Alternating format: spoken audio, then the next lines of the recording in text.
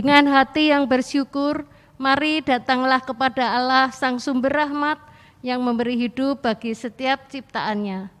Marilah merenungkan kasih-Nya yang besar dan masyhurkanlah nama-Nya.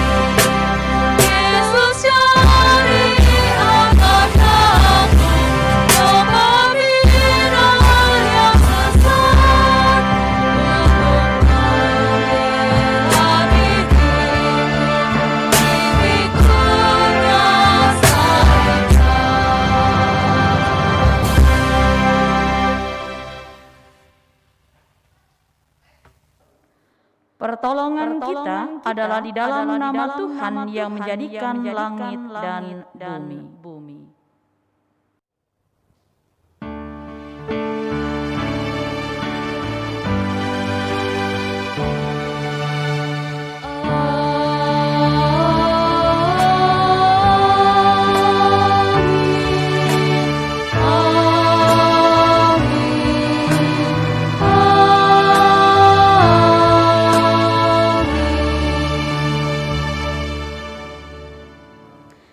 Kiranya Allah Bapa kita melimpahkan kasih-Nya kepada kita dan damai Kristus selalu besertamu.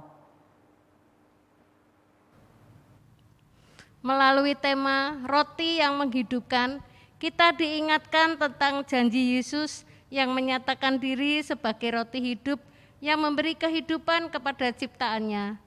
Karya Sang Roti Hidup itu membuat setiap orang berdaya untuk menghadapi perjuangan hidup sekeras apapun. Bila dihadapi bersama, Ia akan senantiasa membimbing dan menyertai kita. Mari kita bernyanyi dari Kidung Jemaat 412. Tuntun aku Tuhan Allah.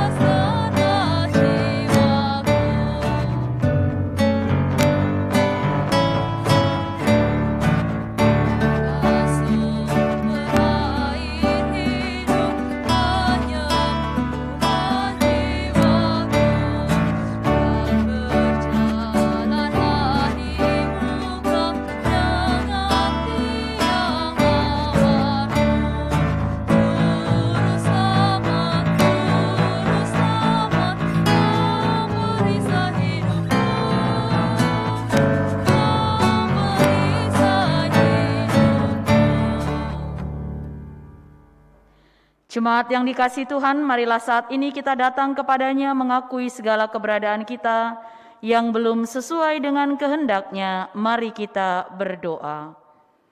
Ya Tuhan, kami datang kepadamu memohon pengampunan. Ampunilah segala dosa-dosa kami dan pelanggaran yang telah kami lakukan dalam kehidupan kami. Ketika kami berusaha dan berjuang untuk kepentingan diri kami sendiri dan melupakan kebutuhan serta kepentingan sesama kami. Bahkan kami lupa akan panggilan-Mu untuk menjadi sesama bagi sesama kami. Dalam segala kerendahan hati kami mohon ya Bapa, ampunilah kami. Dalam nama Tuhan Yesus kami berdoa. Amin.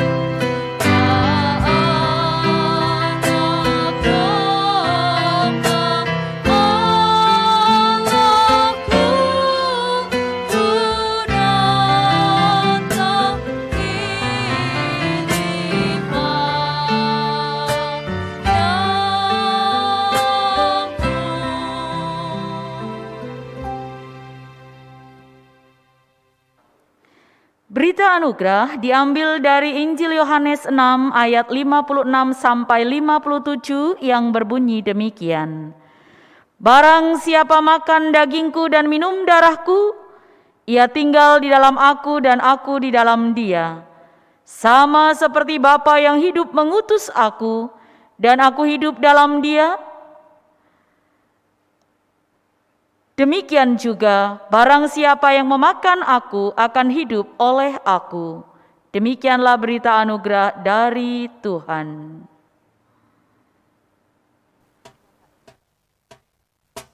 Terima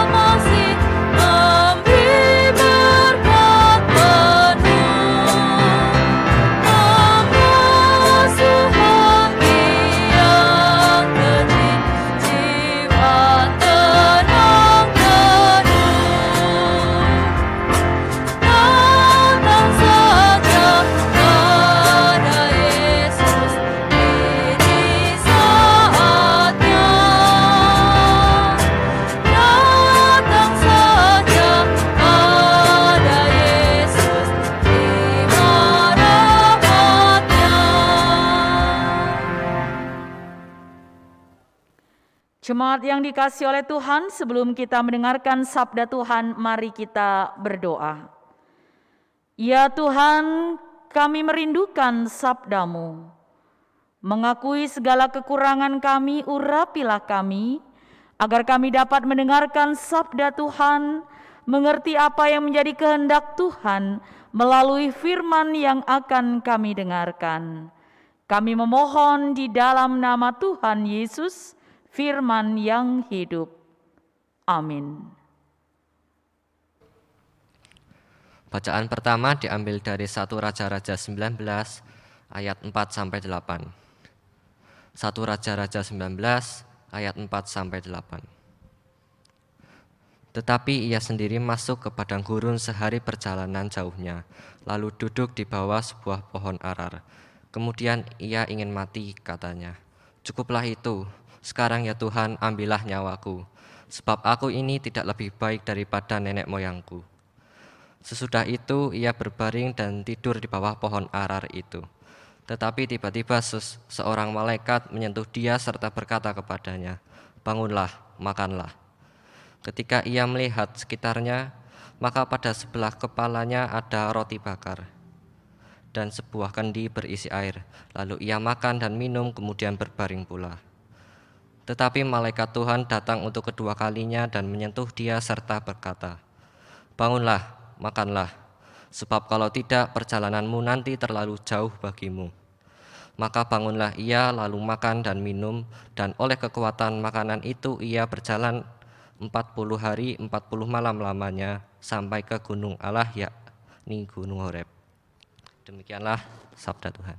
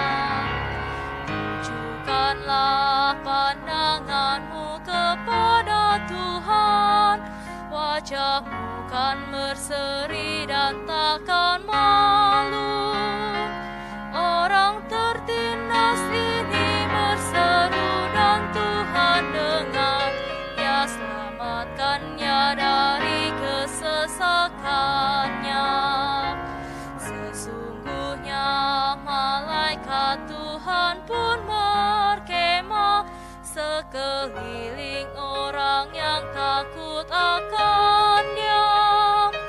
Lalu Tuhan bertindak meluputkan mereka, dan Dialah yang berlindung kepadanya.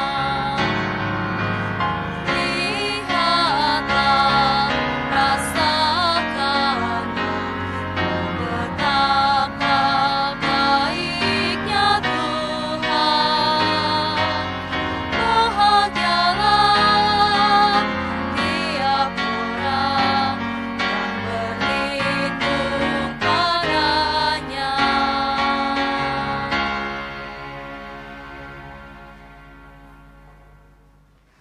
Bacaan kedua diambil dari Efesus pasal 4 ayat 25 sampai pasal 5 ayat 2. Karena itu buanglah dusta dan berkatalah benar seorang kepada yang lain, karena kita adalah sesama anggota. Apabila kamu menjadi marah, janganlah kamu berbuat dosa. Janganlah matahari terbenam sebelum padam amarahmu, dan janganlah beri kesempatan kepada iblis. Orang yang mencuri, janganlah ia mencuri lagi, tetapi baiklah ia bekerja keras dan melakukan pekerjaan yang baik dengan tangannya sendiri, supaya ia dapat membagikan sesuatu kepada orang yang berkekurangan. Janganlah ada perkataan kotor keluar dari mulutmu, tetapi pakailah perkataan yang baik untuk membangun, di mana perlu, supaya mereka yang mendengarnya beroleh kasih karunia. Dan janganlah kamu mendukakan Roh Kudus Allah, yang telah memateraikan kamu menjelang hari penyelamatan. Segala kepahitan, kegeraman, kemarahan, pertikaian, dan fitnah hendaklah dibuang dari antara kamu. Demikian pula segala kejahatan. Tetapi hendaklah kamu ramah seorang terhadap yang lain, penuh kasih mesra dan saling mengampuni, sebagaimana Allah di dalam Kristus telah mengampuni kamu. Sebab itu jadilah penurut-penurut Allah seperti anak-anak yang kekasih, dan hiduplah di dalam kasih, sebagaimana Kristus Yesus juga telah mengasihi kamu dan telah menyerahkan dirinya untuk kita sebagai persembahan dan korban yang harum bagi Allah. Demikianlah sabda Tuhan. Pembacaan Injil Yesus Kristus diambil dari Injil Yohanes pasal 6 ayat 35, kemudian 41 sampai 51 yang berbunyi demikian. Kata Yesus kepada mereka, "Akulah roti hidup. Barang siapa datang kepadaku, ia tidak akan lapar lagi. Dan barang siapa percaya kepadaku, ia tidak akan haus lagi. Maka bersungut-sungutlah orang Yahudi tentang dia, karena ia telah mengatakan, akulah roti yang telah turun dari surga. Kata mereka, bukankah ia ini Yesus anak Yusuf, yang ibu bapanya kita kenal? Bagaimana ia dapat berkata, aku telah turun dari surga? Jawab Yesus kepada mereka, jangan kamu bersungut-sungut. Tidak ada seorang pun yang dapat datang kepadaku jikalau ia tidak ditarik oleh Bapa yang mengutus aku. Dan ia akan kubangkitkan pada akhir zaman. Ada tertulis dalam kitab nabi-nabi, dan mereka semua akan diajar oleh Allah. Dan setiap orang yang telah mendengar dan menerima pengajaran dari Bapa, datang kepadaku. Hal itu tidak berarti bahwa ada orang yang telah melihat Bapa. Hanya dia yang datang dari Allah, dialah yang telah melihat Bapa. Aku berkata kepadamu, sesungguhnya barang siapa percaya, ia mempunyai hidup yang kekal. Akulah roti hidup. Nenek moyangmu telah makan di padang gurun, dan mereka telah mati. Inilah roti yang turun dari surga. Barang siapa makan daripadanya, ia tidak akan mati. Akulah roti hidup yang telah turun dari surga. Jikalau seorang makan dari roti ini, ia akan hidup selama-lamanya, dan roti yang kuberikan itu ialah dagingku, yang akan kuberikan untuk hidup dunia. Demikianlah Injil Yesus Kristus. Yang berbahagia ialah mereka yang mendengarkan firman Tuhan dan yang memeliharanya. Haleluya.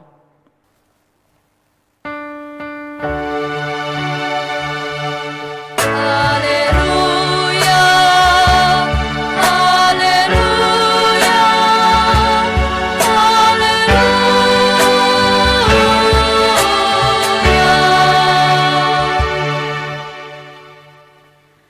Jemaat yang dikasihi oleh Tuhan, apakah yang kita cari dalam hidup ini? Sumber kehidupan atau sarana kehidupan? Pertanyaan ini perlu kita renungkan dan jawab di dalam hati kita masing-masing, karena realitasnya begitu banyak orang mengarahkan seluruh perhatiannya, pikirannya, kekuatannya, bahkan hatinya demi mencari sarana hidup. Adalah benar bahwa masalah sarana hidup bukanlah perkara yang mudah. Demi mempertahankan sarana hidup, banyak orang yang menjadi korban, bahkan mengorbankan orang lain. Demi sarana hidup, banyak orang yang berusaha bekerja siang dan malam untuk mencari, bahkan menyerahkan seluruh hati, pikiran, tenaga, dan waktunya untuk melakukan sesuatu demi sarana hidup itu. Sering terjadi manusia menjadi objek dari sesuatu, bukan subjek dari sesuatu. Akibatnya manusia menjadi kehilangan kemanusiaannya. Salah satu sarana hidup yang kita maksud adalah persoalan makan. Roti atau makanan adalah memang kebutuhan dasar kita. Sebab tidak ada yang paling dibutuhkan oleh manusia selain makanan atau roti yang menjadi lambang sesuatu yang memenuhi kebutuhan hidup. Oleh karena itu Tuhan Yesus memberikan pelajaran. Dia mengatakan, "Akulah roti hidup. Akulah roti hidup. Barang siapa datang kepadaku, ia tidak akan lapar lagi. Dan barang siapa percaya kepadaku, ia tidak akan haus lagi."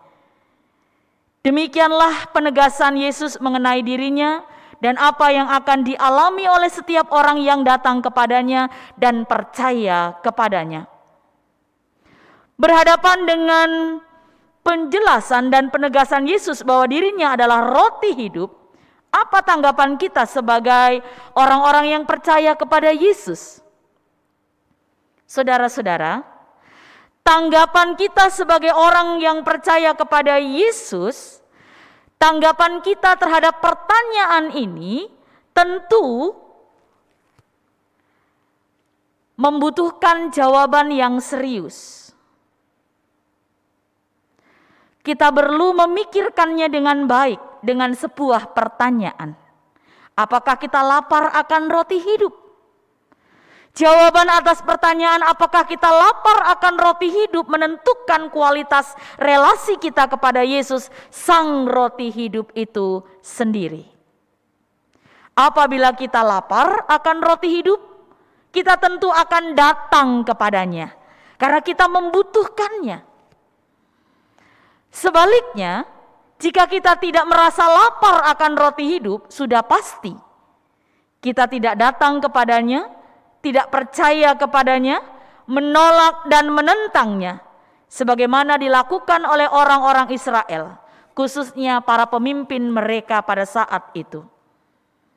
Orang Israel selalu beranggapan bahwa mana yang turun di padang gurun sebagai roti yang langsung dari Allah adalah sebuah keyakinan bahwa ketika Mesias datang, dia akan memberikan mana dari surga. Ini adalah karya agung Musa. Sekarang, para pemimpin Israel menuntut Yesus untuk memberikan mana dari surga sebagai bukti atas klaimnya bahwa dia mengatakan bahwa dirinya adalah Mesias. Bagaimana tanggapan Yesus?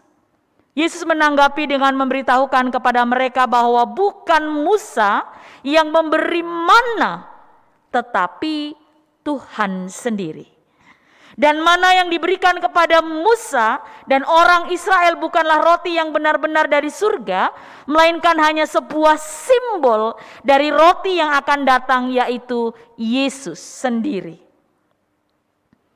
Saudara-saudara, Yesus kemudian membuat klaim, hanya Allah sendirilah yang mampu melakukan itu.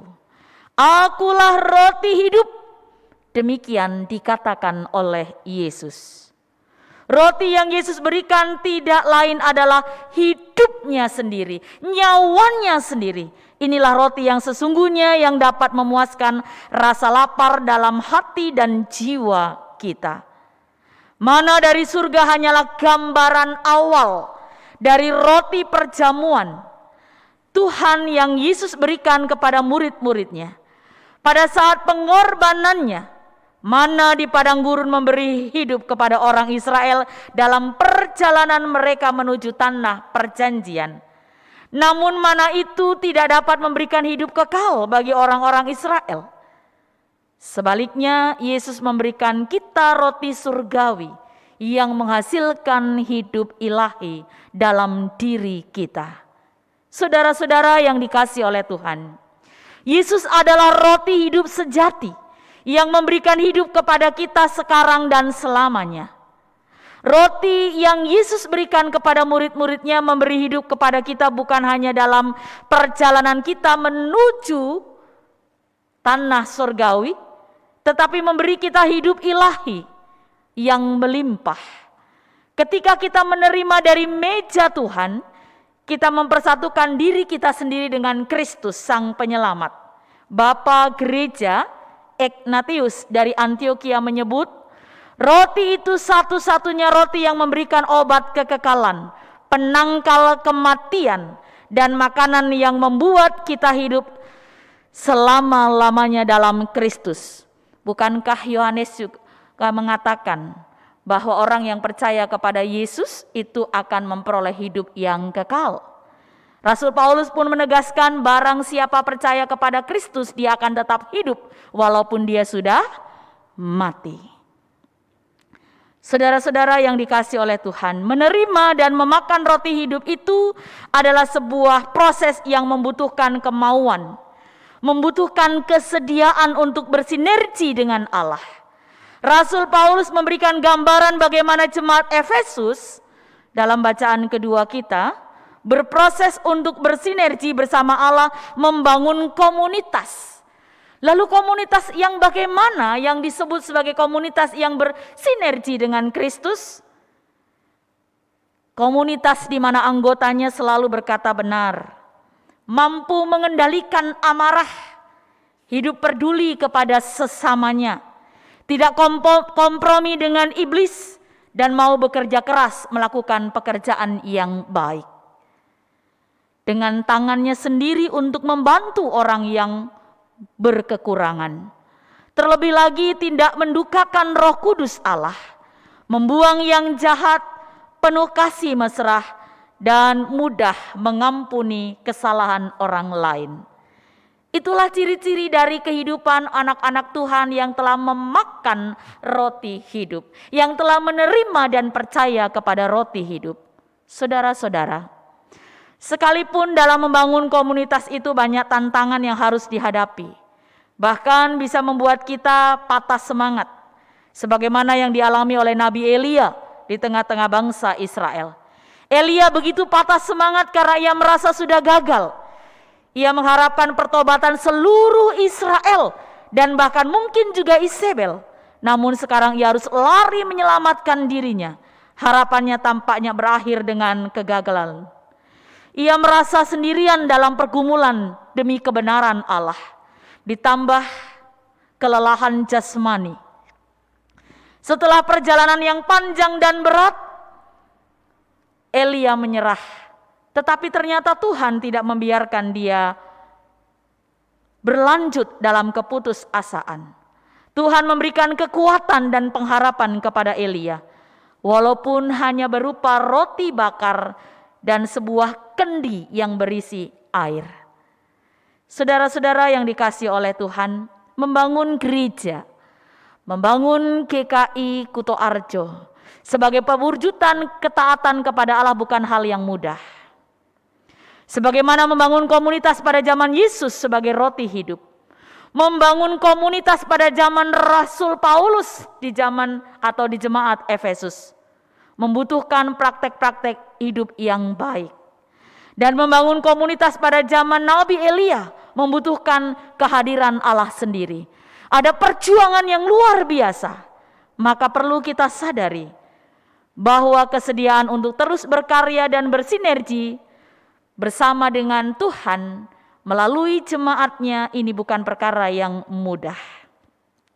Kita perlu mendapatkan energi positif dengan mengingat bahwa kita telah menjalin relasi dengan Yesus yang digambarkan dengan menerima dan makan roti hidup. Mungkin ketika kita mengandalkan diri sendiri kita tidak mampu berbuat apa-apa, tetapi bersama sebagai keluarga GKI Kutoarjo, pasti kehendak Tuhan bisa dinyatakan. Selamat berjuang untuk mewujudkan roti hidup dalam kehidupan persekutuan. Amin.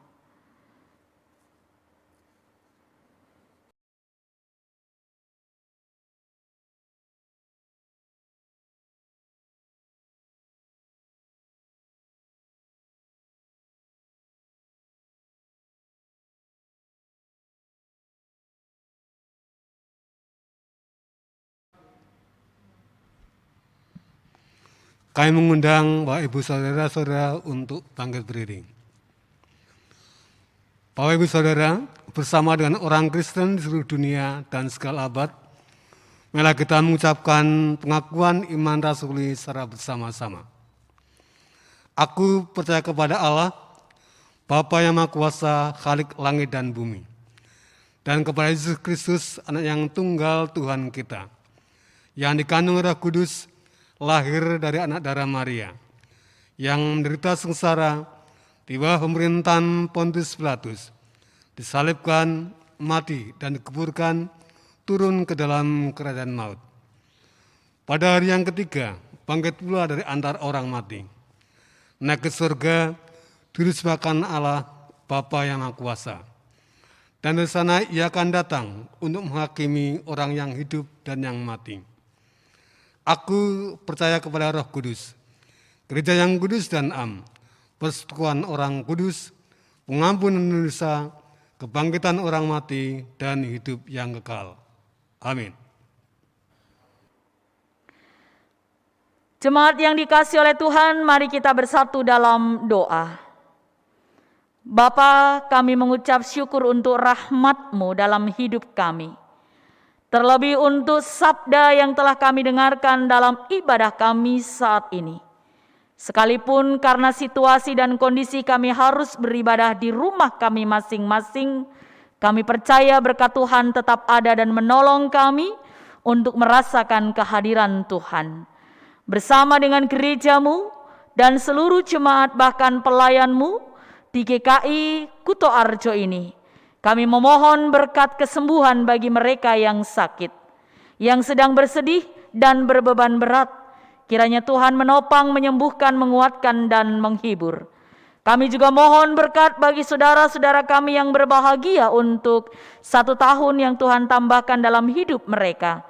Kiranya panjang umur, kesehatan, dan rezeki Tuhan limpahkan. Bersama juga kami memohon berkat bagi Yayasan Pendidikan TK dan SD Nasional dalam kiprah mereka mendidik anak-anak untuk menjadi pribadi yang tangguh. Kami mohon limpahkanlah berkat dan buka tingkap berkat-Mu sehingga segala kebutuhan Tuhan sediakan.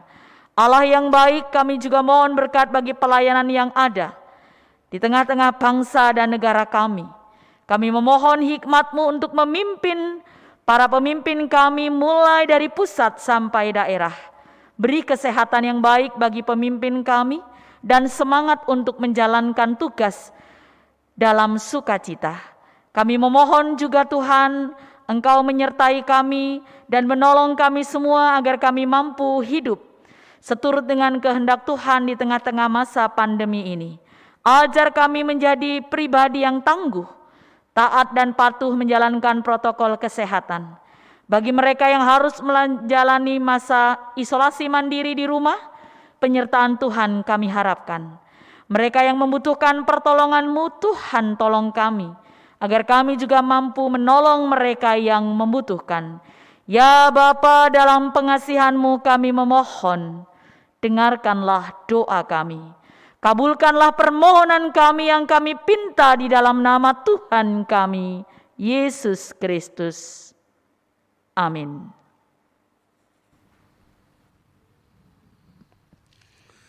Saudara-saudara, marilah menghayati bahwa persembahan yang kita berikan adalah ungkapan syukur kita kepada Allah, Sang Pemberi berkat. Kita mendasari persembahan pada minggu ini dengan mengingat dari 1 Tawarik 16 ayat yang ke-29. Yang demikian bunyi firman-Nya. Berilah kepada Tuhan kemuliaan namanya, bawalah persembahan dan masuklah menghadap Dia. Sujudlah menyembah kepada Tuhan dengan berhiaskan kekudusan.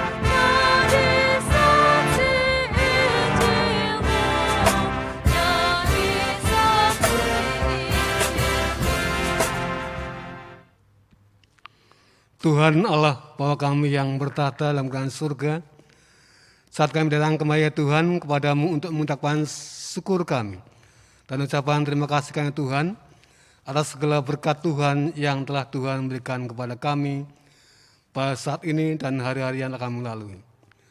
Pada saat Tuhan kami memberikan persembahan kepadamu sebagai rasa ungkapan syukur kami kepada Tuhan.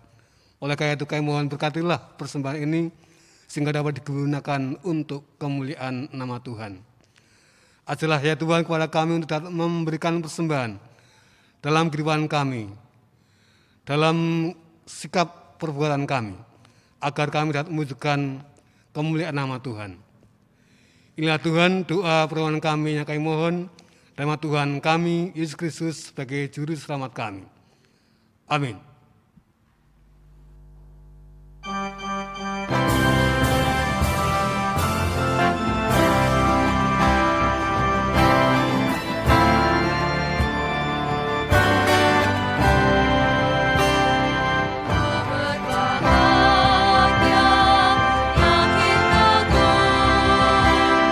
Yesus nama di kepunyaanku.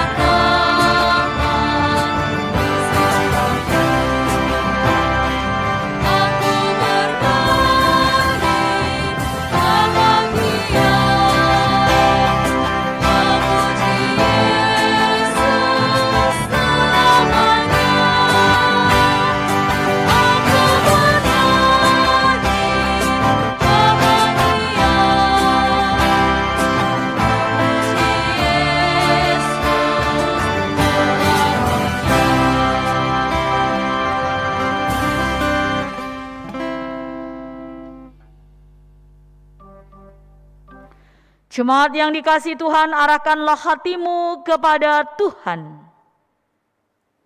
Jadilah saksi Kristus. Terpujilah Tuhan. Kini terimalah berkat dari Tuhan. Tuhan memberkati engkau dan melindungi engkau.